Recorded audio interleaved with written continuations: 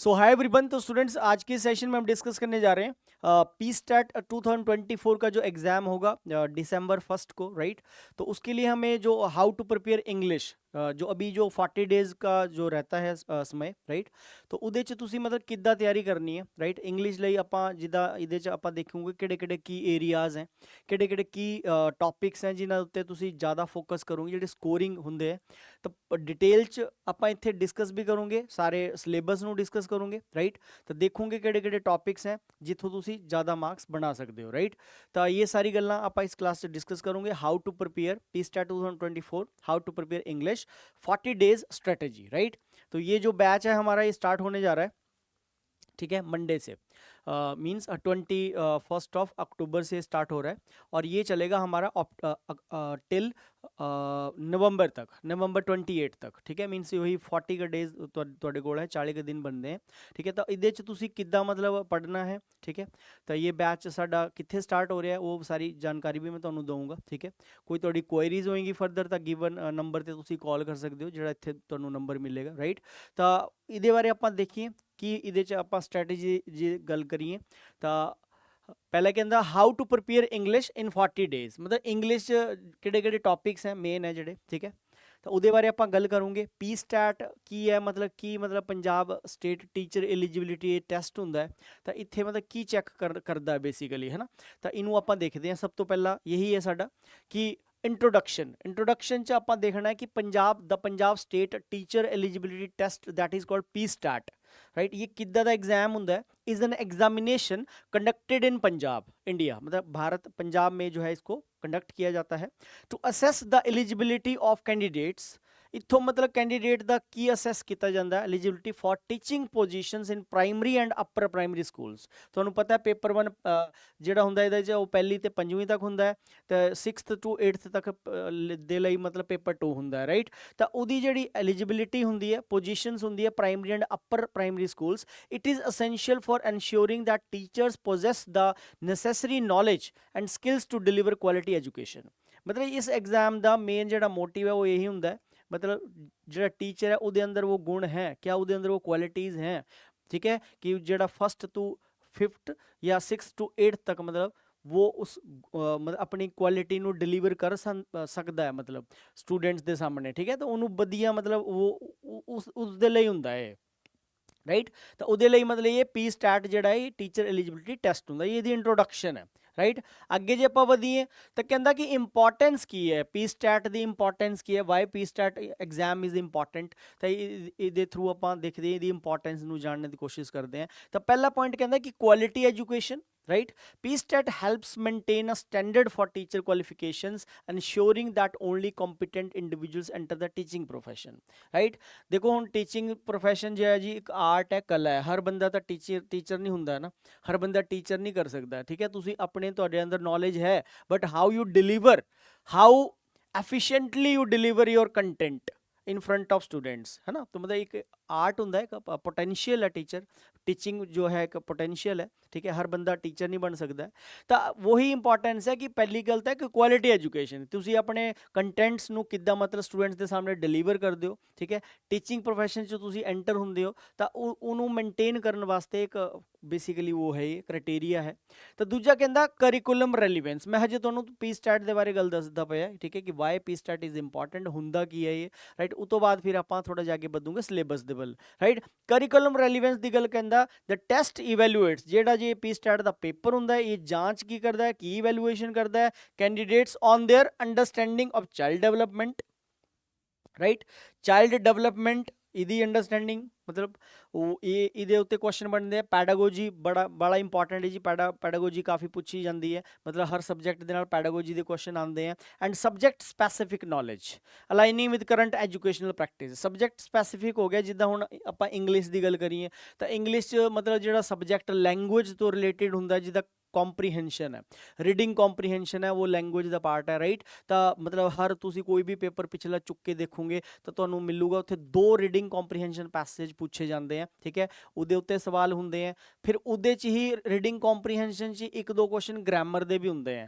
Grammar ਦੇ ਕਿੱਦਾਂ ਹੁੰਦੇ ਆ ਕਿ ਕੋਈ ਪਾਰਟ ਆਫ ਸਪੀਚ ਦੇ ਉੱਤੇ ਪੁੱਛ ਲੇਗਾ, ਠੀਕ ਹੈ, ਕਿਸੇ ਫਰੇਜ਼ ਨੂੰ ਜਾਂ ਕਿਸੇ ਟਰਮ ਨੂੰ ਰੀਡਿੰਗ ਕੰਪਰੀਹੈਂਸ਼ਨ 'ਚ ਯੂਜ਼ ਕਰੇਗਾ, ਫਿਰ ਬੋਲੇਗਾ ਦੱਸੋ ਇਹਦੀ ਪਾर्ट ऑफ स्पीच क्या ਜਾਂ ਇਹ ਐਡਜੈਕਟਿਵ ਹੈ, ਐਡਵਰਬ ਹੈ, ਕੰਜੰਕਸ਼ਨ ਹੈ। ਮਤਲਬ ਜਿਹੜਾ ਗ੍ਰਾਮਰ ਦਾ ਨੌਲੇਜ ਹੈ ਉਹ ਵੀ ਉੱਥੇ ਰੀਡਿੰਗ ਕੰਪਰੀਹੈਂਸ਼ਨ ਦੇ ਸਵਾਲਾਂ ਤੋਂ ਹੀ ਪੁੱਛਿਆ ਜਾਂਦਾ ਹੈ। ਹੁਣ ਜਿਹੜੇ ਰੀਡਿੰਗ ਕੰਪਰੀਹੈਂਸ਼ਨ ਆਉਂਦੇ ਆ ਉਹ ਵੀ ਇੱਕ ਜਨਰਲ ਜੇ ਪੈਰਾਗ੍ਰਾਫ ਆਉਂਦਾ ਹੈ ਤੇ ਇੱਕ ਫਿਰ ਤੁਹਾਡਾ ਪ੍ਰੋਜ਼ ਬੇਸਡ ਹੁੰਦਾ, ਪੋਇਟਰੀ ਬੇਸਡ ਪੈਸੇਜ, ਰਾਈਟ। ਤਾਂ ਪੋਇਟਰੀ ਬੇਸਡ ਪੈਸੇਜ ਵੀ ਪੁੱਛਿਆ ਜਾਂਦਾ ਹੈ ਜਿਹਦੇ ਆਪਾਂ ਪੇਪਰ 2 ਦੀ ਗੱਲ ਕਰਦੇ ਹਾਂ, ਜਿਹੜਾ 6th to 8th ਵਾਸਤੇ ਹੁੰਦਾ, ਠੀਕ ਹੈ। ਤਾਂ ਇਹ ਥੋੜੀ ਜਿਹੀ ਗੱਲ ਹੈ, ਇਹਦੇ ਧਿਆਨ ਰੱਖਿਓ। ਅੱਗੇ ਕਹਿੰਦਾ overall PSTAT plays a crucial role in shaping the quality of education in Punjab by ensuring that teachers are well equipped to meet the diverse needs of students। मतलब ਜਿਹੜਾ ਇਹ PSTAT ਦਾ ਪੇਪਰ ਹੈ ਜੋ ਓਵਰਆਲ ਆਪਾਂ ਦੇਖੀਏ ਤਾਂ ਇਹ shape ਕਰਦਾ ਹੈ, ਠੀਕ ਹੈ। ਮਤਲਬ ਪੰਜਾਬ 'ਚ ਜਿਹੜੀ ਐਜੂਕੇਸ਼ਨ ਹੈ ਉਹਦਾ ਲੈਵਲ ਨੂੰ ਉੱਪਰ ਲੈ ਕੇ ਆਉਂਦਾ ਹੈ, ਠੀਕ ਹੈ, ਇਹ ਐਗਜ਼ਾਮ, ਠੀਕ ਹੈ। ਤਾਂ ਮਤਲਬ ਜਿਹੜੇ ਵਧੀਆ ਟੀਚਰਸ ਹੈ वही आगे जाएं इस टेस्ट ਨੂੰ फाइट करके, ठीक है। ਤਾਂ ਫਿਰ ਉਹ ਸਟੂਡੈਂਟਸ ਦੀ ਜਿਹੜੀ ਐਕਸਪੈਕਟੇਸ਼ਨਸ ਹੈ ਤਾਂ ਕਿ ਉਹ ਆਪਣੇ ਕੰਟੈਂਟ ਦੇ ਥਰੂ ਉਹਨਾਂ ਨੂੰ ਪ੍ਰੋਪਰਲੀ ਸੈਟੀਸਫਾਈ ਕਰ ਸਕੇ, ਠੀਕ ਹੈ ਜੀ। ਉਹਦੇ ਵਾਸਤੇ ਐਗਜ਼ਾਮ ਹੁੰਦਾ ਹੈ PSTAT, ਠੀਕ ਹੈ। ਤਾਂ ਅੱਗੇ ਜੇ ਆਪਾਂ ਇਹਦੇ ਸਿਲੇਬਸ ਦੀ ਗੱਲ ਕਰੀਏ, PSTAT ਦਾ ਜਿਹੜਾ ਇੰਗਲਿਸ਼ ਦਾ ਸਿਲੇਬਸ ਹੈ, ਠੀਕ ਹੈ, ਇਹਦੇ 'ਚ ਟੋਟਲ ਜਿਹੜਾ 20 ਤੋਂ 25 ਟੋਟਲ ਟੌਪਿਕਸ ਬਣਦੇ ਆ ਜੀ, ਠੀਕ ਹੈ। ਤਾਂ ਆਪਾਂ ਇਹਨੂੰ ਇੱਕ line by line step by step ਜੋ ਹੈ ਚੈਪਟਰ ਨੂੰ ਦੇਖ ਲੈਂਦੇ ਆ। ਤਾਂ ਪਹਿਲਾ ਜਿਹੜਾ ਸਾਡਾ ਇੱਥੇ ਚੈਪਟਰ ਬਣੂਗਾ that would be learning and acquisition, right. ਇਹ ਚੈਪਟਰ ਦੇ ਨਾਮ ਹੈ, ਤੁਸੀਂ ਇਹਨਾਂ ਨੂੰ ਪੜ੍ਹ ਸਕਦੇ ਹੋ। ਲਰਨਿੰਗ ਐਂਡ ਐਕਿਊਜ਼ੇਸ਼ਨ ਕਾਫੀ ਬੜਾ ਇੰਪੋਰਟੈਂਟ ਚੈਪਟਰ ਹੈ, ਇੱਥੋਂ ਕੁਐਸਚਨ ਬਣਦਾ ਹੈ। ਲਰਨਿੰਗ ਕੀ ਹੁੰਦੀ ਹੈ, ਐਕਿਊਜ਼ੇਸ਼ਨ ਕੀ ਹੁੰਦਾ ਹੈ। ਐਕਿਊਜ਼ੇਸ਼ਨ ਮਤਲਬ ਐਕਵਾਇਰ ਕਰਨਾ ਹੁੰਦਾ, ਕਿਸੇ ਚੀਜ਼ ਨੂੰ ਪ੍ਰਾਪਤ ਕਰਨਾ। ਲਰਨ ਮਤਲਬ ਕਿਸੇ ਚੀਜ਼ ਨੂੰ ਸਿੱਖਣਾ ਹੁੰਦਾ ਹੈ, ਠੀਕ ਹੈ। ਇਹਦੇ ਇਸ ਚੈਪਟਰ 'ਚ ਇਹੀ ਦੱਸਿਆ ਗਿਆ ਹੈ ਕਿ ਮਤਲਬ ਜਦ ਇੱਕ ਛੋਟਾ ਜਿਹਾ ਬੱਚਾ ਇਸ ਦੁਨੀਆ 'ਚ ਜਨਮ ਲੈਂਦਾ ਹੈ, ਠੀਕ ਹੈ, ਤਾਂ ਉਹ ਮਤਲਬ ਕਿਹੜੀ ਲੈਂਗੁਏਜ ਸਿੱਖਦਾ ਹੈ ਪਹਿਲੇ, ਮਤਲਬ ਜਿਹੜੀ ਉਹ ਫਸਟ ਲੈਂਗੁਏਜ ਉਹਦੀ ਹੁੰਦੀ ਹੈ, ਰਾਈਟ। ਤਾਂ ਮਤਲਬ ਉਹਨੂੰ ਸਿੱਖਣ ਵਾਸਤੇ ਉਹਨੂੰ ਮਤਲਬ ਕੁਝ ਵੀ ਲਰਨ ਨਹੀਂ ਕਰਨਾ ਪੈਂਦਾ। ਮਤਲਬ ਸਾਨੂੰ ਕਦੇ ਯਾਦ ਨਹੀਂ ਹੋਏਗਾ ਕਿ ਮੈਂ ਕਦ ਮਤਲਬ ਬੋਲਣਾ ਸਟਾਰਟ ਕੀਤਾ ਸੀ, ਜਦ ਮੈਂ ਛੋਟਾ ਸੀਗਾ ਜਾਂ ਤੁਸੀਂ ਜਦ ਛੋਟੇ ਸੀਗੇ ਤਾਂ ਤੁਸੀਂ ਕਿਸ ਉਮਰ 'ਚ ਬੋਲਣਾ ਸ਼ੁਰੂ ਕੀਤਾ ਸੀਗਾ। ਆਬਜ਼ਰਵੇਸ਼ਨ ਹੁੰਦੀ ਹੈ ਉੱਥੇ, ਇਮੀਟੇਸ਼ਨ ਹੁੰਦੀ ਹੈ। ਛੋਟਾ ਜਿਹੜਾ ਨਿਆਣਾ ਹੁੰਦਾ 1-2 ਸਾਲ ਦਾ, ਉਹ ਵੱਡਿਆਂ ਨੂੰ ਆਬਜ਼ਰਵ ਕਰਦਾ ਹੈ, ਠੀਕ ਹੈ, ਤਾਂ ਇਮੀਟੇਟ ਕਰਦਾ, ਠੀਕ ਹੈ। ਉਹਦੇ 'ਚ ਕੋਈ ਇੱਕ ਪ੍ਰੋਪਰ ਟ੍ਰੇਨਰ ਨਹੀਂ ਹੁੰਦਾ, ਠੀਕ ਹੈ। ਇਹਦਾ ਇਨਫੋਰਮਲ ਫਾਰਮੈਟ ਹੁੰਦਾ ਐਕਿਊਜ਼ੇਸ਼ਨ ਦਾ। ਤਾਂ ਇਸ ਚੈਪਟਰ ਦੇ ਵਿੱਚ ਇਹੀ ਸਿਖਾਇਆ ਗਿਆ ਹੈ ਕਿ ਮਤਲਬ ਐਕਿਊਜ਼ੇਸ਼ਨ ਕੀ ਹੁੰਦਾ, ਐਕਵਾਇਰ ਕਰਨਾ, ਜਿਹੜਾ ਨੈਚੁਰਲੀ ਚੀਜ਼ਾਂ ਨੂੰ ਐਕਵਾਇਰ ਕਰਦੇ ਆ, ਠੀਕ ਹੈ ਨਾ। ਮਤਲਬ ਜਿਹੜੀ ਸਾਡੀ ਘਰੇਲੂ ਲੈਂਗੁਏਜ ਹੁੰਦੀ ਹੈ ਨਾ, ਮਦਰ ਟੰਗ ਹੁੰਦੀ ਜਿਹੜਾ ਆਪਾਂ ਬੋਲਦੇ ਆ ਘਰ, ਜਿਹੜੀ ਆਪਣੀ ਲੈਂਗੁਏਜ ਹੈ, ਤਾਂ ਉਹਨੂੰ ਮਤਲਬ ਸਿੱਖਣ ਲਈ ਕੋਈ ਜ਼ੋਰ ਨਹੀਂ ਲੱਗਦਾ, ਠੀਕ ਹੈ ਨਾ। ਉਹ ਨੈਚੁਰਲੀ ਬੱਚਾ ਨਿਆਣਾ ਸਿੱਖਦਾ ਹੈ। ਬਟ ਜਦ ਆਪਾਂ ਸਕੂਲ ਜਾਣਾ ਸਟਾਰਟ ਕਰਦੇ ਹਾਂ ਤਾਂ ਉੱਥੇ ਮਤਲਬ ਇੱਕ ਪ੍ਰੋਪਰ ਟ੍ਰੇਨਰ ਹੁੰਦਾ ਹੈ, ਉੱਥੇ ਸਾਨੂੰ ਹੋਮਵਰਕ ਵੀ ਮਿਲਦਾ ਹੈ, ਠੀਕ ਹੈ। ਤਾਂ ਉਹ ਸਾਰੀ ਗੱਲਾਂ ਉਹ ਲਰਨਿੰਗ ਹੈ ਫਿਰ, ਠੀਕ ਹੈ। ਤਾਂ ਉਹਦਾ ਫਾਰਮੈਟ ਜਿਹੜਾ ਇੱਕ ਫਾਰਮਲ ਹੁੰਦਾ ਹੈ, ਉਹਦੇ 'ਚ ਫਿਰ ਆਰਟੀਫਿਸ਼ੀਅਲ ਜਿਹਾ ਇੱਕ ਇਨਵਾਇਰਮੈਂਟ ਹੁੰਦਾ ਹੈ ਨਾ, ਕਿ ਉੱਥੇ 10-15 ਨਿਆਣੇ ਕਲਾਸ 'ਚ ਬਹਿੰਦੇ ਹੈ, ਠੀਕ ਹੈ। ਤਾਂ ਇੱਕ ਬਨਾਵਟੀ ਜਿਹਾ ਇਨਵਾਇਰਮੈਂਟ ਬਣਾਇਆ ਜਾਂਦਾ। ਲੇਕਿਨ ਜਿਹੜਾ ਨਿਆਣਾ ਛੋਟਾ ਹੁੰਦਾ ਹੈ 2-3 ਸਾਲ ਦਾ ਬੱਚਾ, ਉਹ ਮਤਲਬ ਨੈਚੁਰਲੀ ਚੀਜ਼ਾਂ ਨੂੰ ਸਿੱਖਦਾ ਹੈ। ਤਾਂ ਇਹ ਸਾਰੀ ਗੱਲਾਂ ਆਪਾਂ ਇਸ ਚੈਪਟਰ 'ਚ ਦੇਖੂਗੇ, ਠੀਕ ਹੈ। ਲਰਨਿੰਗ ਕੀ ਹੁੰਦਾ, ਐਕਿਊਜ਼ੇਸ਼ਨ ਕੀ ਹੁੰਦਾ, ਡਿਫਰੈਂਸ ਪੁੱਛਿਆ ਜਾ ਸਕਦਾ ਹੈ ਕਿਸੇ ਵੀ ਪਾਸੇ, ਮਤਲਬ ਸਵਾਲ ਬਣਾਇਆ ਜਾ ਸਕਦਾ ਐਗਜ਼ਾਮ 'ਚ। ਦੂਜਾ ਕਹਿੰਦਾ ਪ੍ਰਿੰਸੀਪਲ ਆਫ ਲੈਂਗੁਏਜ ਟੀਚਿੰਗ, ਮਤਲਬ ਜਦ ਆਪਾਂ ਲੈਂਗੁਏਜ ਨੂੰ ਪੜ੍ਹਾਉਂਦੇ ਹਾਂ ਤਾਂ ਉਹਦੇ ਕਿਹੜੇ सिद्धांत होने चाहिए। प्रिंसिपल ऑफ लैंग्वेज टीचिंग मतलब जब एक इंग्लिश टीचर लैंग्वेज को टीच करता है तो उसको पढ़ाने के लिए कौन कौन से प्रिंसिपल्स होते हैं। और जे मैं उन्होंने प्रिंसिपल्स नू, जैसे मैं इंग्लिश की फैकल्टी हूँ, मैं अंग्रेजी पढ़ाता इतने सिविल स्टैफ च या ज्ञानम च, ठीक है, आप ज्ञानम च इंग्लिश पढ़ा रहे, राइट। तो मतलब मैं जब इंग्लिश पढ़ाऊँगा, जे मैं इन्हां सिद्धांतां दा, इन्हां प्रिंसिपल्स दा गौर करूँगा, इन्हां नू मन के चलूँगा, अपनी टीचिंग च इन्हां नू इंप्लीमेंट करूँगा, तो मतलब मेरी टीचिंग च निखार आऊगा, ठीक है। मतलब एक तुहाडे सामने एक इफेक्टिव टीचर तुहानू शो होएगा, ठीक है, कि ये है ना, जिद्दां मतलब इहदे च किहड़े-किहड़े प्रिंसिपल हुंदे हैं, ठीक है। मतलब नोन टू अननोन तुसीं पढ़िया होना जे तुसीं टीचिंग दे स्टूडेंट्स हो, ठीक है। तो तुसीं ये गल्लां देखिया होणियां कि हमेशा ही पहले टीचर जो है सौखी चीज़ां नू पढ़ांदा है, तां ही फिर वो सौखे तरीके नाल औखे तरीके च आंदा है। ਇੱਦਾਂ ਤਾਂ ਹੁੰਦਾ ਨਹੀਂ ਕਿ ਪਹਿਲੇ ਕੰਪਲੈਕਸ ਥਿੰਗਸ ਪੜ੍ਹਾਏਗਾ ਫਿਰ ਔਖਾ ਸੌਖਾ ਪੜ੍ਹਾਏਗਾ, ਤਾਂ ਸੌਖੇ ਤੋਂ ਔਖਾ ਪੜ੍ਹਾਇਆ ਜਾਂਦਾ ਹੈ। ਈਜ਼ੀ ਟੂ ਕੰਪਲੈਕਸ ਵਾਲਾ ਇੱਕ ਪ੍ਰਿੰਸੀਪਲ ਹੁੰਦਾ ਹੈ, ਠੀਕ ਹੈ। ਮੈਗਜ਼ੀਮਸ ਆਫ ਟੀਚਿੰਗ ਵੀ ਬੋਲਦੇ ਆ ਇਸੇ ਚੈਪਟਰ ਨੂੰ, ਪ੍ਰਿੰਸੀਪਲ। ਜੇਕਰ ਮੈਂ ਇਹਨਾਂ ਸਿਧਾਂਤਾਂ ਨੂੰ, ਪ੍ਰਿੰਸੀਪਲਸ ਨੂੰ ਅਪਣਾਉਂਗਾ ਤਾਂ ਮੇਰੀ ਟੀਚਿੰਗ 'ਚ ਮਤਲਬ ਉਹ ਇਫੈਕਟਿਵਨੈਸ ਨਜ਼ਰ ਆਏਗੀ, ਹੋਰ ਕੁਛ ਨਹੀਂ ਹੈ। ਤਾਂ ਯਹੀ ਦੱਸਿਆ ਗਿਆ ਹੈ ਕਿ ਇੱਕ ਟੀਚਰ ਜਦ ਤੁਸੀਂ ਬਣੋਗੇ, ਜਦ ਤੁਸੀਂ ਸਟੂਡੈਂਟਸ ਦੇ ਸਾਹਮਣੇ ਫਸਟ ਔਰ ਫਿਫਥ ਪੇਪਰ 1 ਜਾਂ ਪੇਪਰ 2 ਤੁਹਾਡਾ ਜਦ ਕਰੈਕ ਹੋਏਗਾ, ਠੀਕ ਹੈ, ਤੁਸੀਂ ਕਲੀਅਰ ਕਰੋਗੇ ਤਾਂ ਤੁਸੀਂ ਇੱਕ ਵਧੀਆ ਟੀਚਰ ਬਣ ਕੇ ਜਾਓਗੇ ਅੱਗੇ, ਠੀਕ ਹੈ। ਤਾਂ ਮਤਲਬ ਤੁਸੀਂ ਇਹਨਾਂ ਗੱਲਾਂ ਦਾ ਧਿਆਨ ਰੱਖੋਗੇ ਤਾਂ ਤੁਸੀਂ ਵਧੀਆ ਤਰੀਕੇ ਨਾਲ ਆਪਣੇ ਲੈਕਚਰ ਨੂੰ ਅੱਗੇ ਕੰਟੈਂਟ ਨੂੰ ਰਿਪਰੈਜ਼ੈਂਟ ਕਰੋਗੇ ਸਟੂਡੈਂਟਸ ਦੇ ਸਾਹਮਣੇ, right. Challenges of language teaching, ਮਤਲਬ ਜਦ ਇੱਕ ਟੀਚਰ ਲੈਂਗੁਏਜ ਨੂੰ ਪੜ੍ਹਾਉਂਦਾ ਤਾਂ ਕਿਹੜੇ ਕਿਹੜੇ ਚੈਲੰਜ ਹੈ, ਮਤਲਬ ਉਹ ਉਹਦੇ ਸਾਹਮਣੇ ਆਉਂਦੇ ਆ, ਕਿਹੜੀ ਕਿਹੜੀ ਪ੍ਰੋਬਲਮਸ ਆਉਂਦੀਆਂ, ਠੀਕ ਹੈ। ਮੰਨ ਲਓ ਇੱਕ ਇੱਥੇ ਪੰਜਾਬ 'ਚ ਕੋਈ ਟੀਚਰ ਹੈ, ਠੀਕ ਹੈ, ਮੰਨ ਲਓ ਉਹਦੀ ਟ੍ਰਾਂਸਫਰ ਕਿਤੇ ਰਾਜਸਥਾਨ ਹੋ ਗਈ, ਲੋ ਲਾਈਂਗ ਏਰੀਆ 'ਚ ਚਲਾ ਗਿਆ ਉਹ, ਠੀਕ ਹੈ, ਮਤਲਬ ਕੋਈ ਬੈਕਵਰਡ ਕਲਾਸ ਏਰੀਆ 'ਚ ਚਲਾ ਗਿਆ, ਤਾਂ ਉੱਥੇ ਮਤਲਬ ਉੱਥੇ ਦੀ ਲੈਂਗੁਏਜ ਕੁਝ ਹੋਰ ਹੈ। ਤਾਂ ਮਤਲਬ ਇੱਦਾਂ ਦੀਆਂ ਗੱਲਾਂ, ਮਤਲਬ ਕਿਹੜੀ ਕਿਹੜੀ ਸਿਚੁਏਸ਼ਨਸ ਫੇਸ ਕਰ ਸਕਦਾ ਹੈ ਇੱਕ ਟੀਚਰ, ਠੀਕ ਹੈ। ਤਾਂ ਉਹ ਇਸ ਚੈਪਟਰ 'ਚ ਹੈ। ਫਿਰ ਚੌਥਾ ਜਿਹੜਾ ਚੈਪਟਰ ਹੈ ਜੀ, ਇਹ ਵੀ ਬੜਾ ਇੰਪॉर्टेंट ਹੈ, ਇਵੈਲੂਏਸ਼ਨ, ਰਾਈਟ। ਇਵੈਲੂਏਸ਼ਨ ਕੀ ਹੁੰਦਾ ਹੈ? ਕਿਸੇ ਚੀਜ਼ ਦੀ ਜਾਂਚ ਕਰਨਾ, ਇਵੈਲੂਏਟ ਕਰਨਾ, ਹੈ ਨਾ। ਤਾਂ ਇਵੈਲੂਏਸ਼ਨ ਵੀ ਕਾਫੀ ਇੰਪॉर्टेंट ਹੈ। ਇਹਦੇ 'ਚ ਵੀ ਮੈਥਡ ਆਪਾਂ ਦੇਖੋਗੇ ਕਿ ਕਿਹੜੇ ਕਿਹੜੇ ਮੈਥਡ ਦੱਸੇ ਆ, ਪ੍ਰੋਪਰ ਅਸੈਸਮੈਂਟ ਹੁੰਦੀ ਹੈ, ਠੀਕ ਹੈ। ਟੀਚਿੰਗ ਏਡਸ ਵੀ ਟੀਚਿੰਗ ਨੂੰ ਇਫੈਕਟਿਵ ਕਰਦੀ ਹੈ ਬਈ। ਜਦ ਇੱਕ ਟੀਚਰ ਟੀਚਿੰਗ ਏਡਸ ਦਾ ਯੂਜ਼ ਕਰਦਾ ਹੈ ਤਾਂ ਵੀ ਟੀਚਿੰਗ ਮਤਲਬ ਸਾਡੀ ਇਫੈਕਟਿਵ ਬਣਦੀ ਹੈ ਅਧਿਆਪਕ ਦੀ, ਹੈ ਨਾ। ਫਿਰ ਟੈਕਸਟ बुक्स, ये भी एक चैप्टर है। फिर रेमेडियल टीचिंग है, मतलब कोई स्टूडेंट रेमेडी की ਹੁੰਦਾ, रेमेडी ਹੁੰਦਾ दवा, है ना। ਮੰਨ ਲਓ ਇੱਕ ਕਲਾਸ 'ਚ ਇੱਕ ਮੈਂ ਐਜ਼ ਏ ਤੁਸੀਂ ਟੀਚਰ ਐਂਟਰ ਕੀਤਾ, ਤੁਸੀਂ ਦੇਖਿਆ ਕਿ ਯਾਰ ਸਾਰੇ ਬੱਚੇ ਜੋ ਹੈ ਚੀਜ਼ਾਂ ਨੂੰ ਸਮਝਦੇ ਆ, ਕੋਈ ਇੱਕ ਨਿਆਣਾ ਹੈ ਜਾਂ ਕਲਾਸ 'ਚ ਮਤਲਬ 10 ਬੱਚਿਆਂ ਦਾ ਇੱਕ ਬੈਚ ਹੈ ਨਾ। ਤਾਂ ਤੁਸੀਂ ਦੇਖਿਆ ਹੋਣਾ ਕਿ ਜਦ ਵੀ ਇੱਕ ਸੈਸ਼ਨ ਸਕੂਲ 'ਚ ਸਟਾਰਟ ਹੁੰਦਾ ਹੈ ਤਾਂ ਸਾਰੀ ਗੱਲਾਂ ਸੇਮ ਹੁੰਦੀ ਹੈ, ਇੱਕ ਅੱਡ ਸੈਕਸ਼ਨਸ ਬਣਦੇ ਹੈ ਨਾ। ਉਹਦੇ 'ਚ ਮਤਲਬ ਇੱਕ ਪਰਟੀਕੂਲਰ ਇੱਕ ਟੀਚਰ, ਉਹਨਾਂ ਨੂੰ ਸਾਰੇ ਟੀਚਰ ਸੇਮ ਪੜ੍ਹਾਉਂਦੇ ਆ ਇੱਕ ਸੈਸ਼ਨ 'ਚ। ਸਾਇੰਸ ਵੀ ਪੜ੍ਹਾਊਂਗਾ, ਮੈਥ ਵਾਲੇ ਟੀਚਰ, ਇੰਗਲਿਸ਼ ਵਾਲੇ ਟੀਚਰ, ਹੈ ਨਾ। ਮੰਨ ਲਓ ਇੱਕ 50 ਸਟੂਡੈਂਟਸ ਦਾ ਇੱਕ ਬੈਚ ਹੈ ਤਾਂ ਉਹਦੇ 'ਚ ਸਾਰੀ ਗੱਲਾਂ ਤਾਂ ਸੇਮ ਹੁੰਦੀਆਂ, ਕੰਟੈਂਟਸ ਵੀ ਸੇਮ ਹੈ, ਕਿਤਾਬਾਂ ਵੀ ਸੇਮ ਹੁੰਦੀਆਂ, ਟੀਚਰਸ ਵੀ ਸਾਰੇ ਸੇਮ ਹੀ ਪੜ੍ਹਾਉਂਦੇ ਆ। ਫਿਰ ਇੱਦਾਂ ਕੀ ਹੁੰਦਾ ਕਿ ਟੌਪਰ ਇੱਕ ਹੀ ਹੁੰਦਾ ਹੈ, मतलब एक ही ਨਿਆਣਾ टॉप करता है या एक सेकंड आता है, एक थर्ड आता है, बाकी कई फेल भी हो जाते हैं। ये वेरी क्यों होता है, मतलब ये क्या डिफरेंस है, ठीक है। तो तुसी एज ए टीचर मतलब स्टूडेंट्स ਨੂੰ प्रॉपर रेमेडी देनी है। ਰੈਮੇਡੀਅਲ ਟੀਚਿੰਗ ਉਹਨੂੰ ਕਹਿੰਦੇ ਆ ਕਿ ਤੁਸੀਂ ਜਦ ਆਪਾਂ ਇੱਕ ਡਾਕਟਰ ਕੋਲ ਜਾਂਦੇ ਤਾਂ ਉਹ ਨਬਜ਼ ਦੇਖ ਕੇ ਸਾਨੂੰ ਚੈੱਕ ਕਰਦਾ ਤਾਂ ਸਾਨੂੰ ਦਵਾ ਦਿੰਦਾ ਕਿ ਮੈਨੂੰ ਪ੍ਰੋਬਲਮ ਕੀ ਹੈ, ਫਿਜ਼ੀਕਲੀ ਮੈਨੂੰ ਕੀ ਦਿੱਕਤ ਹੈ, ਠੀਕ ਹੈ, ਮੇਰਾ ਬਲੱਡ ਪ੍ਰੈਸ਼ਰ BP ਹਾਈ ਹੈ ਜਾਂ ਲੋ ਹੈ। ਤਾਂ ਉੱਦਾਂ ਹੀ ਮਤਲਬ ਤੁਸੀਂ ਵੀ ਐਜ਼ ਏ ਟੀਚਰ ਜਦ ਕਲਾਸ 'ਚ ਐਂਟਰ ਹੋਵੋਗੇ ਤਾਂ ਤੁਹਾਨੂੰ ਦੇਖਣਾ ਪੈਣਾ ਕਿ ਕਿਹੜੇ ਸਟੂਡੈਂਟ 'ਚ ਕਿਹੜੀ ਸਮੱਸਿਆ ਹੈ। ਕਿਆ ਇਹਦੀ ਲਿਸਨਿੰਗ ਸਕਿੱਲ ਵੀਕ ਹੈ, ਜਾਂ ਇਹਦੀ ਰਾਈਟਿੰਗ ਸਕਿੱਲ ਵੀਕ ਹੈ, ਜਾਂ ਇਹਦੀ ਸਪੋਕਨ 'ਚ ਇਹਨੂੰ ਦਿੱਕਤ ਹੈ, ਸਪੀਕਿੰਗ 'ਚ ਪ੍ਰੋਬਲਮ ਹੈ ਨਾ। ਤਾਂ ਮਤਲਬ ਜਿਹੜੀ ਵੀ ਸਕਿੱਲਸ 'ਚ ਉਹ ਬੱਚਾ ਫਿਰ ਵੀਕ ਹੋਏਗਾ, ਉਹਨੂੰ ਆਪਾਂ ਕੀ ਦਵਾਂਗੇ, ਇੱਕ ਪ੍ਰੋਪਰ ਰੈਮੇਡੀ ਦਵਾਂਗੇ, ਠੀਕ ਹੈ। ਕਿ ਹਾਂ ਉਹਦੇ ਬਾਰ-ਬਾਰ ਆਪਾਂ ਉਹਦੇ ਟੈਸਟਸ ਲਵਾਂਗੇ, ਹੈ ਨਾ, ਉਹਨਾਂ ਦੀ ਅਸੈਸਮੈਂਟ ਕਰੋਗੇ ਤਾਂ ਉਹਦਾ ਸਾਨੂੰ ਇੰਪਰੂਵਮੈਂਟ ਲੈ ਕੇ ਆਉਣੀ ਹੈ। ਉਸੇ ਦੇ ਉੱਤੇ ਹੈ ਇਹ chapter that is called remedial teaching, right. ਬਹੁਤ ਵਧੀਆ ਚੈਪਟਰ ਹੈ, ਇੱਥੇ ਵੀ ਟੀਚਰ ਮਤਲਬ ਕਾਫੀ ਕੁਝ ਸਿੱਖਦਾ ਹੈ, ਠੀਕ ਹੈ ਜੀ। ਉਸ ਤੋਂ ਬਾਅਦ ਆਪਾਂ ਚੱਲੀਏ, ਫਿਰ ਇਹ ਆ ਗਈ ਜੀ ਸਾਡੀ ਸਕਿੱਲਸ ਆ ਗਈ, ਰੀਡਿੰਗ ਸਕਿੱਲਸ ਹੋ ਗਈ, ਫਿਰ ਰਾਈਟਿੰਗ ਸਕਿੱਲਸ ਹੋ ਗਈ, ਹੈ ਨਾ, ਫਿਰ ਸਾਡੀ ਲਿਸਨਿੰਗ ਹੋ ਗਈ, ਫਿਰ ਸਾਡੀ ਸਪੀਕਿੰਗ ਹੋ ਗਈ। ਤਾਂ ਇਹਨਾਂ ਸਕਿੱਲਸ ਦਾ ਵੀ ਤੁਹਾਨੂੰ ਨੌਲੇਜ ਹੋਣਾ ਚਾਹੀਏ, ਕਿਹੜੀ ਇਹਨਾਂ ਦਾ ਇੱਕ ਸੀਕੁਐਂਸ ਵੀ ਹੁੰਦਾ LSRW, ਹੈ ਨਾ। ਮਤਲਬ ਜਦ ਇੱਕ ਨਿਆਣਾ ਦੁਨੀਆ 'ਚ ਜਨਮ ਲੈਂਦਾ ਹੈ ਤਾਂ ਪਹਿਲੇ ਉਹ ਸੁਣਦਾ ਹੈ, ਲਿਸਨ ਕਰਦਾ ਹੈ ਨਾ, LS, ਫਿਰ ਉਹ ਹਲਕਾ ਹਲਕਾ ਮਾੜਾ ਮਾੜਾ ਬੋਲਣੇ ਲੱਗਦਾ ਹੈ। ਲਿਸਨਿੰਗ ਤੋਂ ਬਾਅਦ ਫਿਰ ਸਪੀਕਿੰਗ ਹੁੰਦੀ ਹੈ LSR, ਫਿਰ ਰੀਡਿੰਗ ਹੁੰਦੀ ਹੈ, ਤਾਂ ਸਭ ਤੋਂ ਬਾਅਦ ਫਿਰ ਰਾਈਟਿੰਗ ਹੁੰਦੀ ਹੈ। ਤਾਂ ਇਹਦੇ ਸੀਕੁਐਂਸ ਦੇ ਉੱਤੇ ਵੀ ਕਈ ਵਾਰ ਕੁਐਸਚਨ ਬਣ ਜਾਂਦਾ ਹੈ, ਠੀਕ ਹੈ। ਉਹਦੇ ਬਾਅਦ ਫਿਰ ਥੋੜਾ ਜਿਹਾ ਸਾਡਾ ਜਿਹੜਾ ਗ੍ਰਾਮਰ ਹੈ ਸਟੂਡੈਂਟਸ, ਇਹ ਵੀ ਥੋੜਾ ਅੱਡ ਗ੍ਰਾਮਰ ਹੈ। ਉਹ ਗ੍ਰਾਮਰ ਨਹੀਂ ਜਿਹੜਾ ਨਿਆਣਾ ਕੰਪੀਟੀਟਿਵ ਐਗਜ਼ਾਮ 'ਚ ਪੜ੍ਹਦਾ, ਨਾउन ਪ੍ਰਨਾउन ਪਾਰਟਸ ਆਫ ਸਪੀਚ, ਉਹ ਹਿਸਾਬ ਕਿਤਾਬ ਨਹੀਂ ਹੈ ਇੱਥੇ, ਠੀਕ ਹੈ। ਇੱਥੇ ਗ੍ਰਾਮਰ ਦਾ ਫੰਕਸ਼ਨਲ ਗ੍ਰਾਮਰ ਕਿੱਦਾਂ ਦਾ ਹੁੰਦਾ ਹੈ, ਠੀਕ ਹੈ। ਮਤਲਬ ਇਹ ਗ੍ਰਾਮਰ ਦੇ ਟਾਈਪਸ ਹੈ ਅੱਡ, ਤਾਂ ਉਹਨਾਂ ਦੇ ਨਾਮ, ਰੋਲ ਕੀ ਹੈ ਗ੍ਰਾਮਰ ਦਾ, ਰਾਈਟ। ਸਿੰਟੈਕਸ ਕੀ ਹੁੰਦਾ ਹੈ, ਠੀਕ ਹੈ। ਤਾਂ ਸਿੰਟੈਕਸ ਕੀ ਹੁੰਦਾ ਹੈ, ਇਹ ਸਾਰੀ ਗੱਲਾਂ ਤੁਸੀਂ ਇੱਥੇ ਦੇਖਣੀ ਹੈ। ਥੋੜਾ ਜਿਹਾ ਡਿਫਰੈਂਟ ਹੁੰਦਾ ਹੈ। ਰੀਡਿੰਗ ਕੰਪਰੀਹੈਂਸ਼ਨ ਕਾਫੀ ਇੰਪॉर्टेंट ਹੈ ਜੀ। ਰੀਡਿੰਗ ਕੰਪਰੀਹੈਂਸ਼ਨ ਵੈਰੀ ਇੰਪॉर्टेंट, ਕਿਉਂਕਿ 2 ਪੈਸੇਜ ਤੁਹਾਨੂੰ ਪੁੱਛੇ ਜਾਏंगे ਪੇਪਰ 'ਚ, ਉਹਦੇ ਉੱਤੇ ਤੁਹਾਡੇ 10 ਜਾਂ 12 ਸਵਾਲ ਤਾਂ ਉੱਥੋਂ ਬਣਨੇ ਆ, ਠੀਕ ਹੈ। ਬਾਕੀ ਤੁਹਾਡਾ थोड़ा जे पैडागोजी 15 नंबर की पैडागोजी लगा लो है ना, इंग्लिश पैडागोजी, तो ये मतलब 30 मार्क्स का होंगे। कम्युनिकेशन स्किल्स भाई कम्युनिकेशन स्किल्स भी बहुत बढ़िया चैप्टर है। कम्युनिकेशन स्किल्स की होंगे मतलब जब भी आप किसी गल नूं करते हैं तो उत्थे दो बंदे होंगे, एक स्पीकर होंगे एक लिसनर होंगे, राइट। हुण स्पीकर नूं किहड़ी गल्लां दा ध्यान रखना चाहिए ताकि जिस गोल दे उत्ते वो उस गल नूं कर रहा ताकि वो सक्सैसफुल होए, ठीक है। जे मतलब उन्हां गल नूं इहदे उत्ते बनदा है वो 7 C's ऑफ कम्युनिकेशनस हुंदियां, 7 C हुंदे कम्युनिकेशनस दे, ठीक है। हुण किहड़े 7 C हुंदे जद आपां लैक्चर करूंगे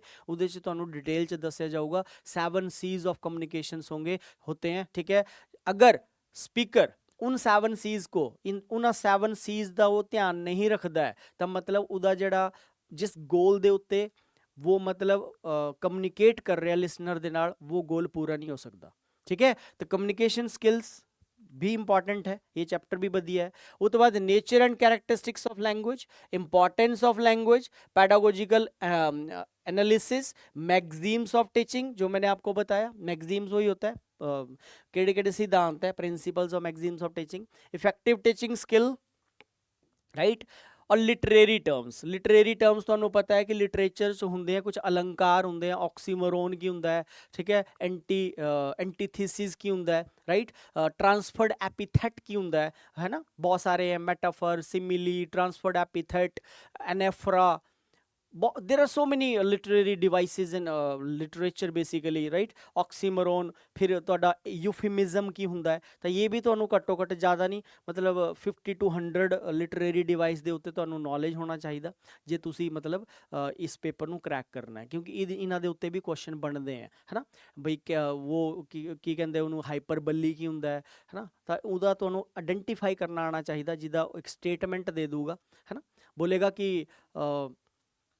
द न्यूज़ या कोई होर जिद्दां मैं कहंदा राम इज़ अ लायन, है ना, मैं बोल रहा राम इज़ द लायन, तो मतलब इत्थे एक इंडायरैक्ट जे कंपैरिजन कर रहे हैं पर राम द लायन दे नाल कि राम एक शेर है, तो क्या राम दी जिहड़ी शक्ल है वो शेर नाल मिलदी है, तो आपां बोल रहे राम इज़ अ लायन नहीं, इहदा एक हिडन मीनिंग निकलदा पिया है कि राम जो है शेर की तरह बहादुर है। जैसे माँ अपने बच्चे को बोलती कि मेरा पुत्र शेर है, तो मेरा पुत्र शेर है तो इसका मतलब वो थोड़ी है कि उहदा जिहड़ा पुत्र है उहदी शक्ल शेर वर्गी है ना, मतलब वो अपने बच्चे को ऐसा बोलना चाह रही है माँ कि मेरा बेटा तो बहादुर है। So Ram is brave like a tiger, right, मतलब वो शेर है। तो ये बेसिकली आपका क्या है, मेटाफर है, मेटाफर दा एग्जांपल है ये। तो लिटरेरी डिवाइसेस ये भी काफ़ी बढ़िया होंगे चैप्टर, मतलब ये उत्ते भी आप कुछ करेंगे, ठीक है। स्टेटिंग objective in behavioural terms, voice, narration, types of sentences, वाक्य किन्ने प्रकार के होंगे हैं, ठीक है। उसके बाद letter writing, paragraph writing, report writing, creative writing. जे तुसी पिछले पेपर चुक के देखोगे तो तुहानूं वॉइस, नरेशन और ये letter writing, paragraph writing, report writing, creative writing इहदे उत्ते सवाल नहीं मिलोगे। मेन जिहड़े की एरियाज हैं वो हुण आपां देखने हैं कि किहड़े मेन की एरियाज हैं जिन्हां दे उत्ते तुसीं ज़्यादा फोकस करना है। हालांकि ये सारे जिहड़े चैप्टर है साढ़े 25 बने, 25 चैप्टर टोटल है जी, ये 25 टॉपिक्स मन लो इन्हां नूं, ठीक है। इन्हां च हुण किहड़े की एरियाज हैं, तो की एरियाज की आपां गल करिए तो इहदे च 2-3 चीज़ां जिन्हां दे उत्ते तुसीं ज़्यादा फोकस करना है। पहली है साडा कॉम्प्रीहेंशन, रीडिंग कॉम्प्रीहेंशन, मतलब 40 दिन आपां पढ़ूंगे, 40 दिन का ये 40 डेज़ का तुहाडे लई एक क्रैश कोर्स लेके ज्ञानम आ रहा है, राइट। तो इहदे च मतलब तुसीं ये मन के चलो कि एक ऑल्टरनेट एक दिन छड्ड के तुहानूं एक पैसेज हर क्लास में कराऊंगा, ठीक है। तो इहदे च वधिया स्कोर लैण दी गारंटी मेरी है, ठीक है। तो वधिया तुहाडा स्कोर आएगा इहदे च, ये तुहानूं फुली आपां गारंटी दे सकते हैं, ठीक है जी। बाकी देखो जी, मेहनत ताली दोनों हत्थां नाल वजदी है, it takes to make a quarrel, ठीक है। टीचर तो ज़्यादा रोल तुहाडा है कि तुसीं किन्नी प्रैक्टिस करदे हो, बट तुहानूं कंटेंट्स प्रोवाइड करना वो साडी ड्यूटी है, ठीक है। कि डेली मतलब रूटीन च तुसीं या एक दिन छड्ड के तुहानूं मतलब वीकली तुहानूं 3 to 4 पैसेज रीडिंग कॉम्प्रीहेंशन दे सॉल्व करने पैणे। Comprehension is nothing, it's all about your understanding. तुसीं टैक्सट नूं किंदा समझदे हो, तुहानूं वो वधिया समझ आऊगा तां ही तुसीं आंसर उत्थे लभ पाओगे। ऑब्जेक्टिव टाइप है, सब्जेक्टिव लिखना है नहीं, ठीक है। ग्रामर है जिहदे च मेन, वोकैबुलरी है मेन, ठीक है। होर तुहाडा कॉम्प्रीहेंशन है मेन, कॉम्प्रीहेंशन ते पैडागोजी है, ठीक है। तो ਪੈਡਾਗੋਜੀ जो है ਤੁਹਾਡੀ 10 ਤੋਂ 15 ਸਵਾਲ ਪੈਡਾਗੋਜੀ ਜੀ ਆਉਂਦੇ ਹੈ, ਠੀਕ ਹੈ। ਤਾਂ ਤੁਹਾਡੇ ਕੰਪਰੀਹੈਂਸ਼ਨ ਦੇ 2 ਪੈਸੇ ਜਾਂਦੇ ਇਹਦੇ 'ਚ। ਤਾਂ ਮੇਨਲੀ 30 ਕੁਐਸਚਨਸ ਹੁੰਦੇ ਆ, ਉਹਦੇ 'ਚ ਮੇਨਲੀ ਇਹ 2 ਹੀ ਚੈਪਟਰ ਹੈ ਜਿਹੜੇ ਜ਼ਿਆਦਾ ਫੋਕਸਡ ਹੁੰਦੇ ਆ, ਠੀਕ ਹੈ। ਤਾਂ ਕੰਪਰੀਹੈਂਸ਼ਨ 'ਚ ਤੁਹਾਡਾ ਗ੍ਰਾਮਰ ਵਾਲਾ ਨੌਲੇਜ ਵੀ ਪੁੱਛਿਆ ਜਾਂਦਾ ਹੈ, ਗ੍ਰਾਮਰ ਦਾ ਵੀ ਉੱਥੋਂ ਹੀ ਚੈੱਕ ਕਰ ਲੈਂਦਾ ਉਹ ਪਾਰਟ ਆਫ ਸਪੀਚ ਦੇ ਉੱਤੇ ਸਵਾਲ। ਵੋਕੈਬਲਰੀ ਦਾ ਕੋਈ ਸਿਮਿਲਰ ਵਰਡ ਜਾਂ ਆਪੋਜਿਟ ਵਰਡ ਪੁੱਛ ਸਕਦਾ ਹੈ ਕੰਪਰੀਹੈਂਸ਼ਨ ਤੋਂ, ਠੀਕ ਹੈ। ਮੇਨ ਕੀ ਏਰੀਆਜ਼ ਕੀ ਟੌਪਿਕ ਸਾਡੇ ਇਹ ਹੈ, ठीक है जी। इस तो बाद जे आप थोड़ी जी गल करिए स्टडी मटेरियल दी, ठीक है। स्टडी मटेरियल्स की होंदा है, मतलब स्ट्रैटेजी वीडियो तो ये मेरा फर्ज बनता है कि मैं तुहानूं दसां कि हाँ स्टडी मटेरियल भी तुसीं थोड़ा जे अपने लैवल तो भी कम कर सकते हो। टैक्सट बुक्स, ठीक है। ऑनलाइन रिसोर्सिस तुसीं देख सकते हो, ज्ञानम दे यूट्यूब चैनल ते भी, या ज्ञानम पंजाब ज्ञानम जो चैनल है ਉਹਦੇ ਉੱਤੇ भी ਤੁਹਾਨੂੰ ਕੁਝ ਅੱਡ ਕਲਾਸਿਸ ਮਿਲੂਗੀ। ਤਾਂ ਆਨਲਾਈਨ ਵੀ ਤੁਸੀਂ ਰਿਸੋਰਸਿਸ ਮਤਲਬ ਗਿਆਨਮ ਦਾ ਹੀ ਇੱਥੇ पढ़ सकते हो, ठीक है। ऑफलाइन हाइब्रिड मोड ते तो ये चलेगा ही बैच, मतलब ऑनलाइन ऑफलाइन दोनों मोड ते है ये बैच, ठीक है। तो ये तो साडा चलना ही है, बट अपार्ट फ्रॉम जो साडे ज्ञानम का चैनल है या ज्ञानम पंजाब ज्ञानम चैनल है ਉਹਦੇ ਉੱਤੇ भी टीचर्स ਜਿਹੜੇ MCQs कराओगे ਉਹਨਾਂ ਦਾ ਵੀ ਤੁਸੀਂ ਫਾਇਦਾ ਚੁੱਕਣਾ ਹੈ ਤਾਂ ਕਿ ਤੁਹਾਡੀ ਜ਼ਿਆਦਾ ਤੋਂ ਜ਼ਿਆਦਾ ਪ੍ਰੈਕਟਿਸ ਹੋਏ। ਪਹਿਲੇ ਤਾਂ ਦੇਖੋ ਥਿਓਰੈਟਿਕਲੀ ਸਾਨੂੰ ਇਹ 25 ਟੌਪਿਕ ਪੜ੍ਹਨੇ ਹੈ। लर्निंग एक्विजिशन क्या है, प्रिंसिपल्स ऑफ लैंग्वेज टीचिंग क्या है, ठीक है। चैलेंजेस की आते हैं, ठीक है। मैगजीम्स ऑफ टीचिंग क्या क्या है, कम्युनिकेशन स्किल्स क्या है, लिसनिंग स्किल्स की होंदा है, रीडिंग की होंदा है, थियोरैटिकली नॉलेज। फिर तुसी जाना MCQs ਦੇ ਉੱਤੇ। MCQs ਤੁਹਾਨੂੰ ਚੈਨਲ ਦੇ ਉੱਤੇ मतलब टीचर्स ਅੱਡ ਵੀ ਕਰਾਉਂਗੇ, ਉਹਨਾਂ ਦਾ ਵੀ ਤੁਸੀਂ ਲਾਭ ਲੈਣਾ ਹੈ, ਠੀਕ ਹੈ ਜੀ। ਤੇ ਫਿਰ ਆਪਾਂ ਕਰੀਏ ਜੇ ਟੈਕਸਟ ਬੁੱਕਸ ਦੀ ਗੱਲ ਕਰੀਏ ਤਾਂ NCERT ਬੁੱਕਸ ਤੁਸੀਂ ਫੋਕਸ ਕਰੋ। Focus on the NCERT syllabus for classes 1 to 8, ਕਿਉਂਕਿ ਤੁਹਾਨੂੰ ਪਤਾ ਹੈ ਪੇਪਰ 1 ਚ 1 to 5, 6 to 8 ਤੁਹਾਡਾ ਪੇਪਰ 2 ਹੋਏਗਾ।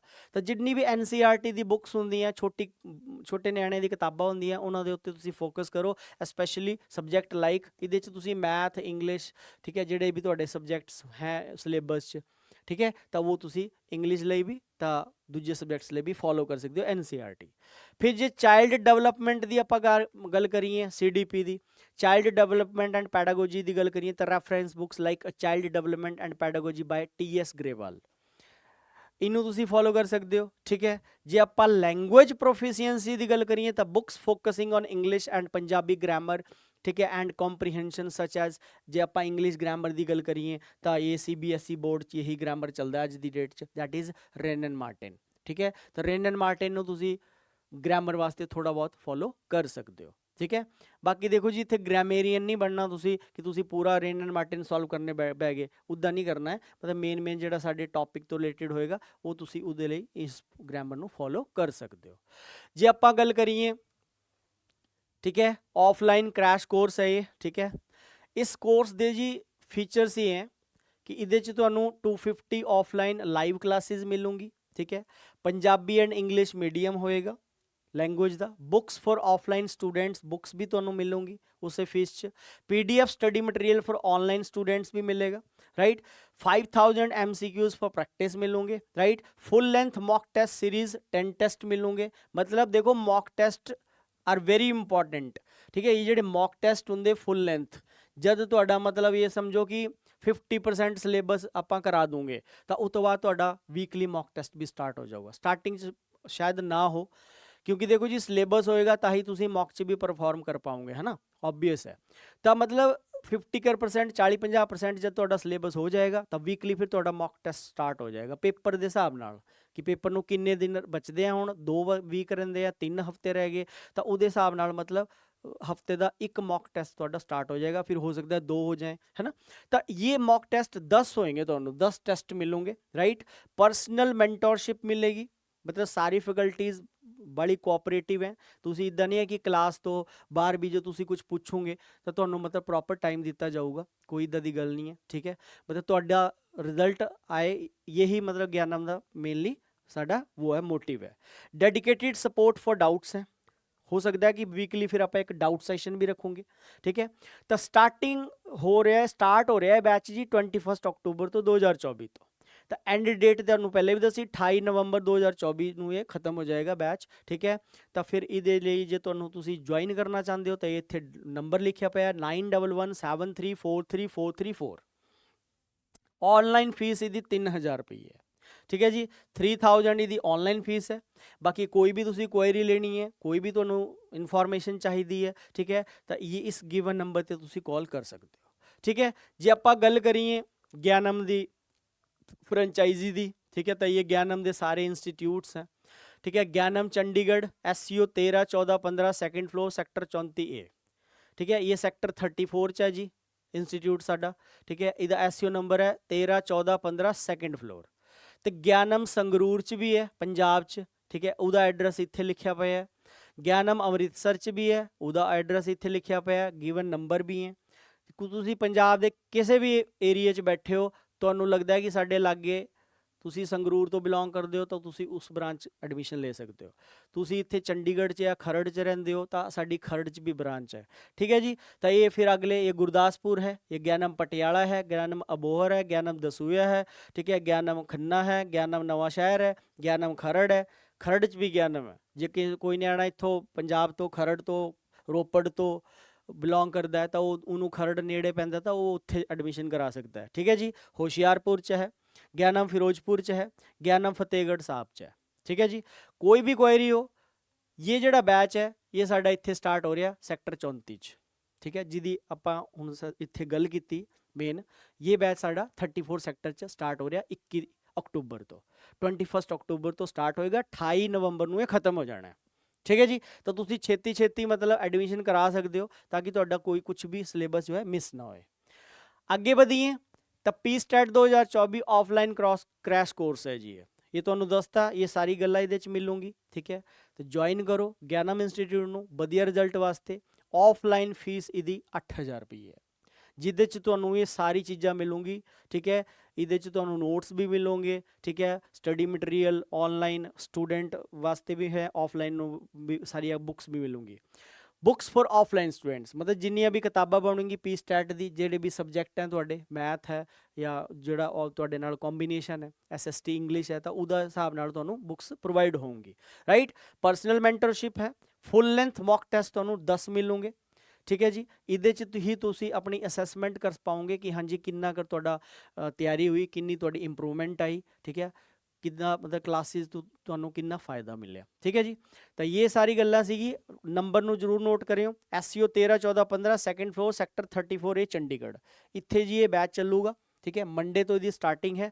ਟਾਈਮਿੰਗ ਵਗੈਰਾ ਜੇ ਤੁਸੀਂ ਅੱਜ ਦਾ ਐਡਮਿਸ਼ਨ ਕਰਾਓਗੇ ਤਾਂ ਤੁਹਾਨੂੰ ਪੂਰਾ ਸ਼ਡਿਊਲ ਮਿਲ ਜਾਊਗਾ, ਵੀਕਲੀ ਕੀ ਸ਼ਡਿਊਲ ਹੈ, ਕਿਹੜੀ ਕਲਾਸ ਕਿਸ ਵੇਲੇ ਲੱਗਣੀ ਹੈ, किदा की टाइम है, वो सारी गल्लां तुहानूं समझा दी जाऊगी, ठीक है जी।